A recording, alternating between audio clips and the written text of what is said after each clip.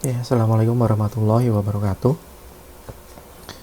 Kali ini saya coba jelaskan beberapa implementasi tentang graph, terutama terkait dengan status path. Jadi kalau uh, di graph sendiri itu ada banyak permasalahan yang bisa diselesaikan dengan teori graph. Salah duanya itu adalah masalah jalur terpendek atau status path dan masalah aliran maksimal atau maximum flow. Dua kasus ini sebenarnya mirip dalam arti algoritma yang dipakai bisa sama, tapi dalam permasalahan yang berbeda.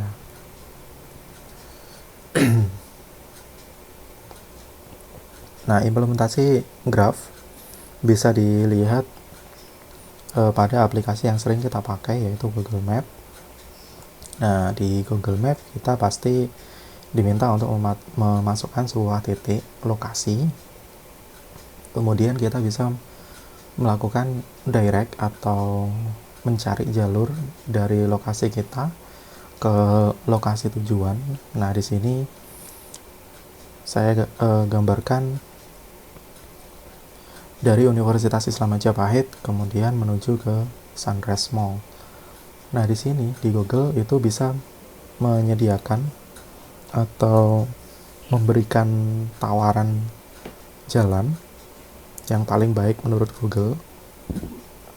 Ada 3 di sini, yaitu dengan melewati bypass, kemudian di Tugu KS lurus dengan jarak 5,8 km dengan waktu tempuh 13 menit. Kemudian ada yang agak panjang jalurnya, yaitu 6,3 km dengan waktu 14 menit. Kemudian ada lagi di lewat bypass, yaitu dengan jarak 7,2 km dengan waktu 16 menit. Nah, bagaimana Google bisa memberikan tawaran atau memberikan rekomendasi, oh ini loh jarak yang paling baik. Nah, di Google, di map Google tentu banyak sekali algoritma yang dipakai.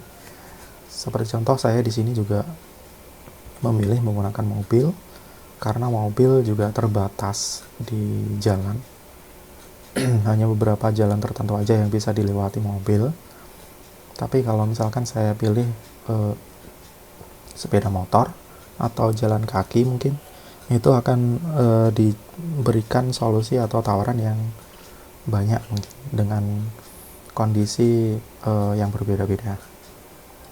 Nah, permasalahan ini itu merupakan status path. Jadi kita mencari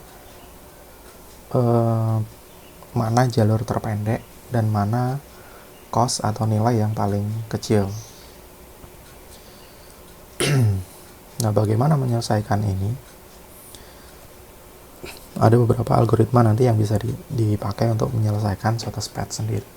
Nah, status path sendiri itu adalah pencarian rute atau path terpendek antara node yang ada pada graph.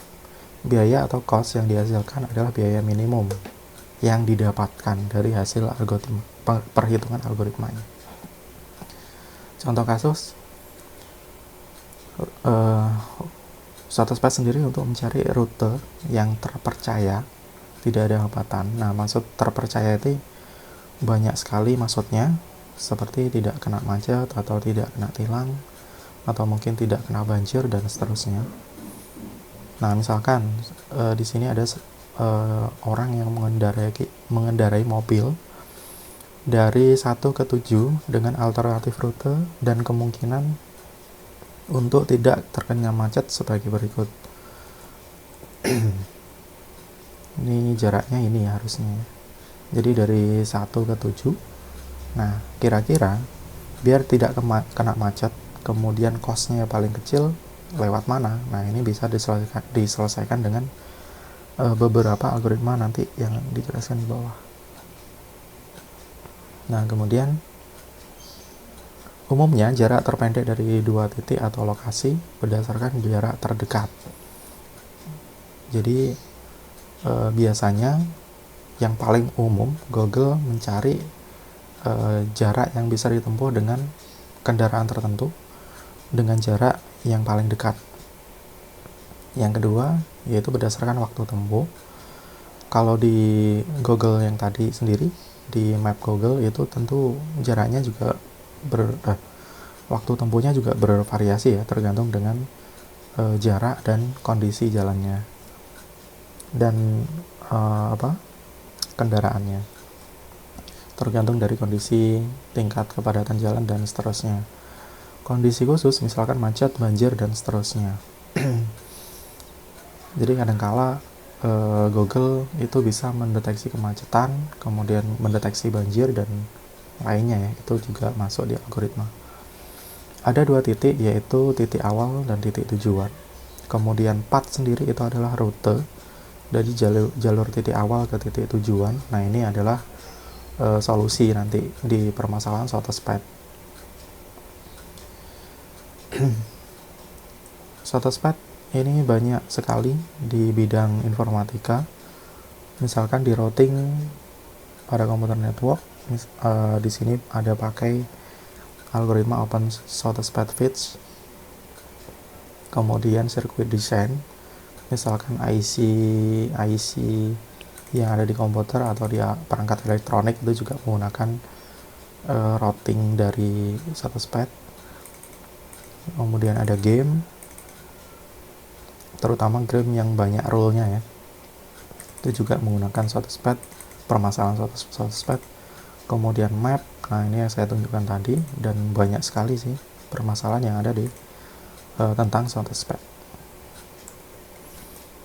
Ini contoh yang tadi. Nah, di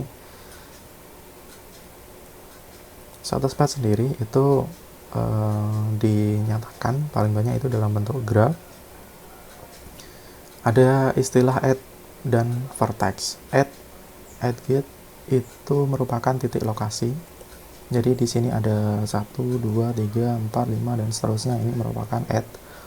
Kemudian ada vertex. Vertex ini jalur yang menghubungkan antara 2 add. Add 1 dan add 2 dihubungkan atau dengan jalur 0,2 bobotnya. Kemudian ada wide atau bobot. Wide sendiri ini adalah jarak atau ya bobot sih antar edge.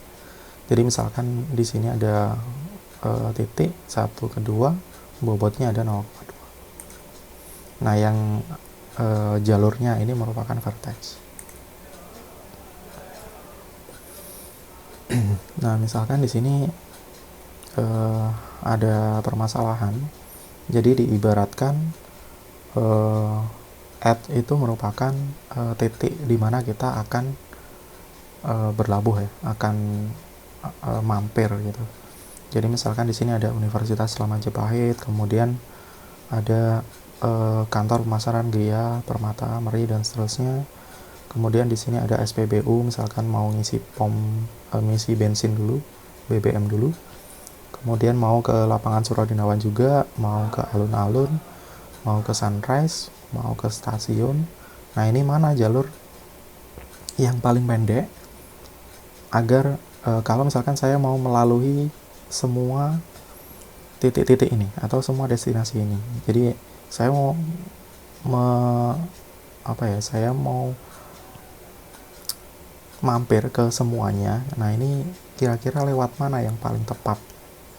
Jadi berdasarkan beberapa prioritas ya, misalkan dari jarak, kemudian dari kondisi jalannya juga, kemudian kalau misalkan ini yang di SPBU ini jadi prioritas karena BBM-nya di kendaraan saya mau habis, jadi harus mampir dulu sini. Nah, ini juga bisa jadi pertimbangan ya.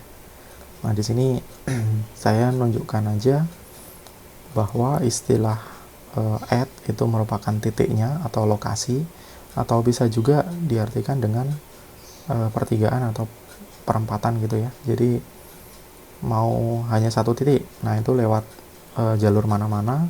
Nah, itu titik-titik yang ada antara A sama B pasti ada perempatan, ada pertigaan ya. Nah, itu bisa diibaratkan dengan add juga atau node ya. Kemudian di sini ada vertex, ini lintasannya. Kemudian ada wide, bobotnya juga. Nah, ini contoh implementasi pada map ya. Nah, graph sendiri ada dua macam. Ini kalau kalian baca di slide yang sebelumnya, di PPT sebelumnya. Jadi ada istilah graph tidak berarah. Kalau misalkan graph itu tidak ada arahnya, jadi hanya kosong gitu ya. Nah, ini artinya bisa bolak-balik ya. Bisa diartikan A ke B atau bisa diartikan B ke A. Nah, yang kedua, ini ada graph berarah. Ini hanya satu arah. Jadi kalau ada graph berarah seperti ini, berarti dia hanya dari A ke B, tidak sebaliknya. Banyak algoritma yang bisa dipakai di permasalahan SOTOSPET. Yang paling banyak atau yang yang simple, yang paling banyak digunakan itu algoritma Dijkstra. Ini salah satu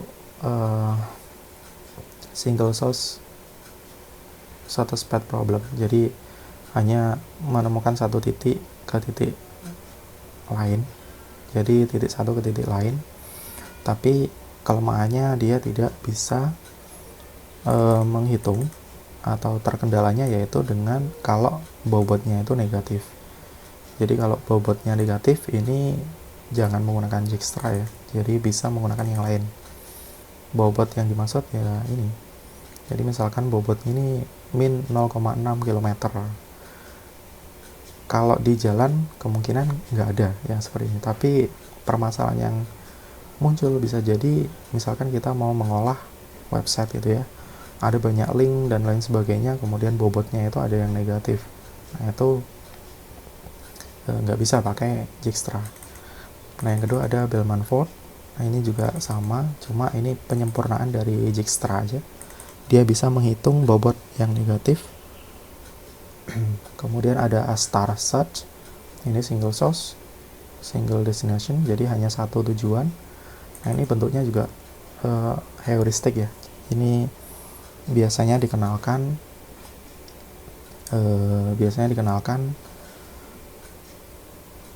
di mata kuliah kecerdasan buatan sih. Ada algoritma Astar algorithm tentang heuristik. Kemudian ada Floyd-Warshall.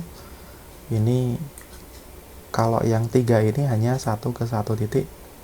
Jadi kalau yang ini itu dibandingkan dari semua titik ke semua titik lainnya. Kemudian ada Johnson algorithm. Ini juga sama sih, mirip dengan Floyd. Perhitungannya aja yang beda. Kemudian Viterbi algorithm, SOTOSPET, stochastic path. Nah, ini untuk SOTOSPET juga, tapi arahnya ke probabilistik ya, untuk menghitung perhitungannya menggunakan probabilistik. Algoritma lain yang bisa dipakai itu ada Travel Selling Salesman Problem, TSP, yang ini juga banyak dibahas juga. Kemudian ada algoritma greedy, digunakan untuk melihat solusi terbaik pada saat ini. Kemudian ada algoritma BFS atau Breadth First Search, itu pencarian melebar pertama. Jadi kalau misalkan ada jalur seperti ini, jadi ini harus ditelusuri dulu dari A ke B ke C ke D, dan baru nanti melonjak ke path berikutnya dari sini ke sini dan seterusnya. Jadi ditelusuri dari satu jalur, satu titik itu ditelusuri ke bawahnya sampai selesai. Kemudian ada DFS, Depth First Search, pencarian mendalam pertama. Jika solusi satu ditemukan, maka algoritma berhenti. Nah, beda dengan BFS ya. Kalau DFS, Deep, itu berarti melakukan pencarian lebih dalam gitu ya. Jadi misalkan seperti ini, dari A ke B, kemudian ke C, baru ke sini. Selanjutnya ke sini, ke sini, ke sini, ke sini, dan seterusnya. Kalau yang BFS tadi, kita harus mencari yang ini. Kemudian di sini ada 2 titik, ada 2 portal. Nah, ini dihitung semua ya. Dihitung semua, baru nanti kalau ketemu, ini juga dihitung semua. Kalau nanti dicari mana yang paling pendek. Jadi dari awal, nah titik ini dicari dulu, routingnya ke sini sama ke sini, diselesaikan sampai habis, baru nanti pindah jalur berikutnya dari sini ke sini dan seterusnya.